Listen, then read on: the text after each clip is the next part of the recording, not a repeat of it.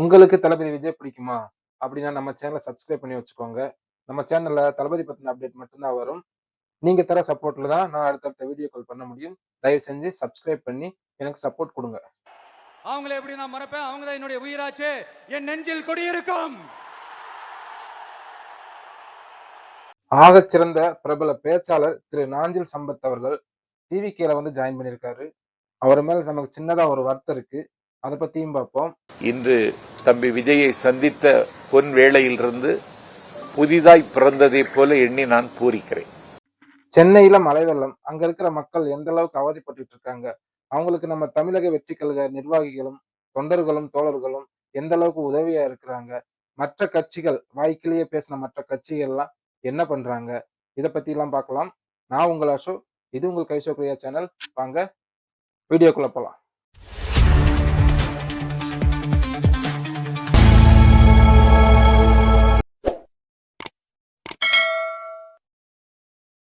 ஆக்சுவலா நாஞ்சில் சம்பத் அவர்கள் மேல ஒரு சின்ன வருத்தம் இருக்குன்னு சொல்லியிருந்தேன்ல. அது என்னன்னு கேட்டீங்கன்னா, தளபதி விஜய் மக்கள் இயக்கத்திலிருந்து தமிழக வெற்றி கழகம்னு மாத்துனதுக்கு அப்புறம் ஒருத்தரும் ஒவ்வொரு விதமான விமர்சனங்கள் வச்சாங்கல்ல. அதே மாதிரி இவரும் ஒரு சில விமர்சனங்கள் வச்சாரு. அதுல நமக்கு கொஞ்சம் சின்ன வருத்தங்கள் இருக்கு. அப்படி என்ன விமர்சனம் வச்சாரு அப்படின்னு கேக்குறீங்களா? பாத்துட்டு வாங்க. இன்னொரு முக்கியமான கட்சி விஜயோட கட்சி.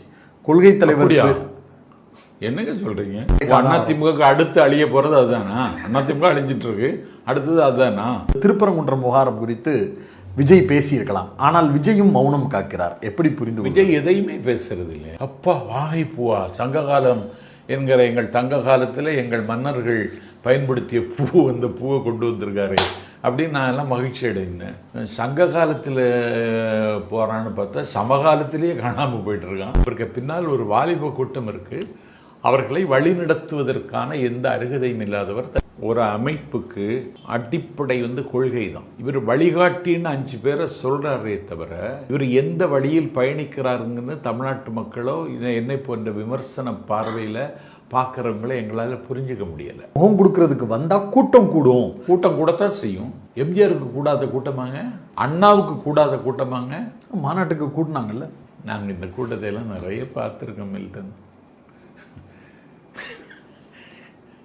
இந்த கூட்டம் தமிழ்நாட்டில் எந்த பாதிப்பையும் ஏற்படுத்த அதிமுக கூட சேர்ந்தா விஜய் கட்சிக்கு வீழ்ச்சி இல்லை, முடிவே தொடங்கி. விஜய் ஒரு பெரிய ஃபோர்ஸ், பெரிய ஸ்டார் அந்தஸ்து இருக்கு. அங்க அதிமுக அப்படியான நபர்கள் இல்லை. இவர் போய் சேர்ந்து அவங்கள பூரா கேப்சர் பண்ணி இவர் பக்கம் சேர்த்துக்கிற வழி இருக்கு. அது அந்த அபாயம் அதிமுகவுக்கு இருக்கு. தற்காத்து கொள்ள வேண்டியது அந்த கட்சியில் இருக்கவங்களுக்கு. கட்சியில சேர்ந்தா எம்எல்ஏ தான் ஆக முடியும். இன்னொரு கட்சி ஆரம்பிச்சு சேர்ந்தா துணை முதல்வர் ஆக முடியுதுல்ல. ஆயிடலாம்.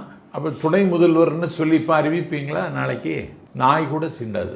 இந்த மாதிரி பேசின இவர் தான் இன்னைக்கு தமிழக வெற்றி கழகத்தோட பரப்புரை செயலாளரா பொறுப்பேற்றிருக்காரு.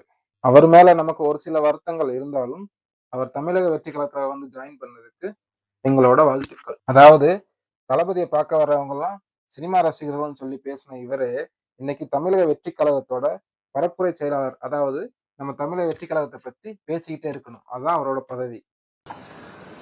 தந்தி டிவி மக்கள் மன்றத்தில் விஜய் சரியான திசையில் பயணிக்கிறாரா என்றொரு தலைப்பில் பேசுவதற்கு என்னை அழைத்த பொழுது விஜய் சரியான திசையில் பயணிக்கிறார் என்று மக்கள் மன்றத்தில் நான் உரையாற்றினேன். அந்த மாதிரி பேசின அவரு இன்னைக்கு நம்மளை புரிஞ்சுக்கிட்டு நம்ம கிட்ட வந்திருக்காருன்னா அவரை நம்ம வரவேற்கணும். அதுதான் நம்மளோட கடமை. தமிழக வெற்றி கழகத்தின் தலைவர் தம்பி விஜய் தீர்மானித்திருக்கிறார். நான் தாவைக்காவில் என்னை இணைத்துக் கொண்டேன். ஒரு உற்சாகமான மனநிலையில் இருக்கிறேன். கடந்த காலத்தில் ஏற்பட்ட கசப்புகள், காயங்களிலிருந்து விடுபட்டவனாக என்னை உணர்கிறேன். இன்று தம்பி விஜயை சந்தித்த பொன் வேளையிலிருந்து புதிதாய் பிறந்ததைப் போல எண்ணி நான் பூரிக்கிறேன். அப்புறம் தாவேகா காங்கிரஸ் கூட்டணி பத்தின பேச்சுவார்த்தைகள் போயிட்டு இருக்குது. அதை பத்தின அபிஷியலான ஒரு ஸ்டேட்மெண்ட் வரட்டும். அதை பத்தி அதுக்கப்புறம் நம்ம பேசலாம். சென்னை பட்டினப்பாக்கத்தில் உள்ள விஜயின் இல்லத்தில் இந்த சந்திப்பு நடந்ததாக தெரிவிக்கப்பட்டிருக்கிறது. காங்கிரஸ் மூத்த தலைவர் ராகுலின் வீக வகுப்பாளர் பிரவீன் சக்கரவர்த்தி தாவேக தலைவர் விஜயை சந்தித்திருக்கிறார். அவரது இல்லத்தில் சந்தித்திருக்கிறார். இப்ப நான் இதை முக்கியமா சொல்லியே ஆகணும். டிவிகே தொண்டர்களும் நிர்வாகிகளும், குறிப்பா பெண்கள், மழை வெள்ளம் குண்டும் குழியுமா இருக்கும் அந்த மாதிரி எல்லாம் இருக்கிற இடத்துல கொஞ்சம் கூட எப்படி கொஞ்சம் கூட பொருட்படுத்தாம மக்கள் பணியை இறங்கி செய்றாங்க. மக்கள் பணி செய்யற தாவேகா தொண்டர்களுக்கு என்னுடைய மிகப்பெரிய சல்யூட். 100 பேர் மேல இருக்குண்ணே. 100 பேர் மேல நிக்கிறீங்க. எத்தனை நாளா தொடர்ச்சியா செஞ்சுக்கிட்டு இருக்கிறீங்க? இன்னொரு நாளா செஞ்சுட்டு இருக்கோம். இன்னையோட 4வது நாளா செஞ்சுட்டு இருக்கீங்க. 4 நாளும் தொடர்ச்சியா 100 பேர் இருக்கீங்களா? 100 பேருக்கு மேல இருக்கீங்களா? குறைவா இருக்கீங்களா? 100 பேர் மேலதான் இருக்கும். 120 போறாங்க 10 பேர் அதுல. Okay okay. எந்த பகுதிகள் எல்லாம் நீங்க கவர் பண்ணிட்டு இருக்கீங்க? ராயபுரத்துல 53 வார்டு அதிகமா தண்ணி இருக்கு. ஓகே. அங்க காசிமேடு இருக்குல்ல, காசிமேடு சைடு இந்த அரசார தண்ணில சாப்பாடுலாம் போட்டுருக்கோம். இப்போ ஒண்ணு ரெடி பண்ணிட்டு தான் இருக்கும். அடுத்து பெட்ஷீட் தர போற ஒரு 200 பேருக்கு பெட்ஷீட் ரெடி பண்ணிட்டு இருக்கோம். சரி, உங்க பேர் என்ன? ராயபுரம் புகழ்ங்க. புகழ். உங்களுக்கு என்ன பொறுப்பு கொடுத்திருக்காங்க? இளைஞர் மாவட்ட நிர்வாகியா இருக்கும். சரி, ஓகே, நன்றி. டிவிகே தொண்டர்கள் இப்படி இறங்கி வேலை செஞ்சுட்டு இருக்கும்போது மத்த கட்சி தொண்டர்கள் எங்க போனாங்க? அதான் ஆளுங்கட்சி இருக்கே, அவங்களும் இறங்கி மக்களுக்கு உதவி பண்ணிட்டு தானே இருப்பாங்க அப்படின்னு நம்ம நினைச்சுக்கிட்டு இருக்கோம். ஆனா அவங்க என்ன பண்ணிட்டு இருக்காங்கன்னு நீங்க பாருங்க. இல்ல, மக்களுக்கு நல்லா ஸ்டாலின் செய்யறாங்க. பாட்டுக்கு இந்த விஜய் புதுசா வர்றாருன்னா அவருக்கெல்லாம் எங்கேயும் ஓட்டு இல்ல. படம் பாக்குற ஆளுங்க, சினிமா பாக்குற ஆளுங்க இருக்காங்க. அவங்க சொல்றத கேட்டுட்டு பையங்க சொல்றாங்கன்னு கேட்டு நீங்க எல்லாம் யாரும் மாத்தி போட்டுறாதீங்க. எல்லாரும் இல்லம்மா, எல்லாரும் திமுகவுக்கு போகணும். யார் வந்தா ஆட்சிக்கு நல்லா இருக்கும். எங்க போய் பேசினாலும் அங்க தளபதியை பத்தி பேசி தளபதி மேல அவதூறு பரப்புறதே இவனுங்க ஒரு வேலையா வச்சுக்கிட்டு இருக்காங்க. இதுல பாருங்க, உங்க குழந்தைங்க சொல்றாங்கன்னு போய் விஜய்க்கு ஓட்டு போட்டுறாதீங்கன்னு சொல்றாரு. அப்ப அவருக்கு விஜய் மேலையும் தமிழக வெற்றி கழகத்து மேலும் எந்த அளவுக்கு அவங்களுக்கு ஒரு பயம் இருக்குன்னு இதுல இருந்தே நமக்கு தெரியுதா? அது கூட பரவாயில்லைங்க. இன்னொன்னு சொல்றாரு, ஸ்டாலின் வந்தா இதெல்லாம் மறுபடியும் நடக்குமாமே. எது? கொலை, கொள்ளை, மணல் திருட்டு, கள்ளச்சாராயம், பாலியல் வன்கொடுமை, இதெல்லாம் மறுபடியும் நடக்கும்னு சொல்றாரோ? அதாவது யாரு திமுக இருந்தாலும் ஸ்டாலின் வந்தாருன்னா திரும்ப இதெல்லாம் தொடரும். மக்களாகிய நீங்க தான் சிந்திச்சு பார்க்கணும். இது வரைக்கும் தமிழ்நாட்டுல என்னென்ன பிரச்சனைகள் ஓடிட்டு இருக்கு, இந்த ஆளுமரசு என்னென்ன நடவடிக்கை எடுத்திருக்காங்க, நம்ம எந்த அளவுல இருக்கிறோன்றத நீங்க தெளிவா புரிஞ்சுக்கோங்க. வேசார்பாடி ஒண்டிதான் வர மாட்டீங்க, ஏன் வர மாட்டீங்க? நாங்க ஒன்னா அவ்வளவு நாத்தமா? நீங்களே 3/4 பேர் நாத்தம், எங்களை நாத்தீங்க. சிஎம்மா இருக்குது அவர் தகுதியில. நான் விஜய் தானே வரணும். விஜய் வந்ததானே இந்த ஊரு மாறும். தண்ணி நிக்கிறது ஜாலியா இருக்கா? விளையாடுறியா? எங்கன்னா ஜாலியா இருக்குது. மக்கள் எல்லாம் கஷ்டப்படுறாங்க. அவங்களாம் நல்லா சொல்லிதான் ஏசில பத்தினுக்கிறாங்க. எதையுமே கண்டுக்க மாட்டாங்க. கட்சியில இருக்கிறீங்களா இல்ல வீட்டுல இருக்கிறீங்களானே தெரியல. 3/4 பேரு பொதுமக்கள் கஷ்டப்படுறாங்கன்னா வந்து பார்க்க மாட்டீங்க. என்ன பேசணும்? சிஎம்மா இருக்குது அவர் தகுதியில. நான் விஜய் தானே வரணும். இது வரைக்கும் தமிழ்நாடு மக்கள் பட்டதெல்லாம் பத்தாதா? இதுல இவர் வந்து திரும்ப தொடருமாமே. தமிழ்நாடு மக்களுக்கு தெரியுங்க யாருக்கு ஓட்டு போடணும், யாருக்கு ஓட்டு போடக்கூடாதுங்கிறத. தமிழ்நாடு மக்கள் 2026ல உங்களுக்கு தீர்ப்பு வழங்குவாங்க. அதை வச்சுக்கிட்டு சந்தோஷமா இருங்க. இதே திமுக தொண்டர் ஒருத்தர் சொல்லியிருக்காரு. அவர் என்ன சொல்லியிருக்காருன்னு பார்த்துட்டு வாங்க. நான் டிஎம்கே தான். திமுக காரன், வேற யாரும் கிடையாது. நான் திமுக காரன். பக்காத்து 40 வருஷம் திமுக காரன். எந்த நடவடிக்கை எடுக்கிறது சார்? எந்த நடவடிக்கை இல்லை. எந்த பெட்டிஷனுக்கு நடவடிக்கை இல்லை. எந்த நடவடிக்கையும் இல்லை சார். சும்மா வேஸ்ட். 1000-500 ஓட்டு போட்டுக்கிட்டு நம்ம கஷ்டப்பட வேண்டியது. என்ன 5000 கொடுத்து ஓட்டு வாங்க போறேன். 5000 கொடுத்து ஓட்டு வாங்க போறேன். நீங்க நினைச்சு பாருங்க. 5000, 10,000, 5000, 10,000 நீங்க நினைச்சிட்டு பாருங்க. பாதிப்பு நல்லா இருக்கு. ஆட்சியே மாற்றம் ஏறும். ஆட்சியே மாற்றம் ஏற்படும் சார். போயிட்டு வாங்க. ஆட்சி கண்டிப்பா மாற்றம் ஏற்படும். போயிட்டு வாங்க. ஆட்சி கண்டிப்பா மாற்றம் ஏற்படும். மாற்றம் ஏற்படலைன்னா அதோட நம்மளாம் ஊரை விட்டு ஓடி போயிட வேண்டிய. கண்டிப்பா ஊரை விட்டு ஓடி போயிட வேண்டிய. எந்த ஒரு பெட்டிஷனுக்குமே நடவடிக்கை எடுக்கிறது இல்லையாமா. மக்களுக்கு எத்தனையோ பிரச்சனைகள் இருக்கு. அந்த பிரச்சனையெல்லாம் போய் பாக்குறதை விட்டுட்டு தளபதியை பத்தி பேசி அவதூறு பரப்புறதை இவங்களோட பொழப்பா வச்சிருக்காங்க.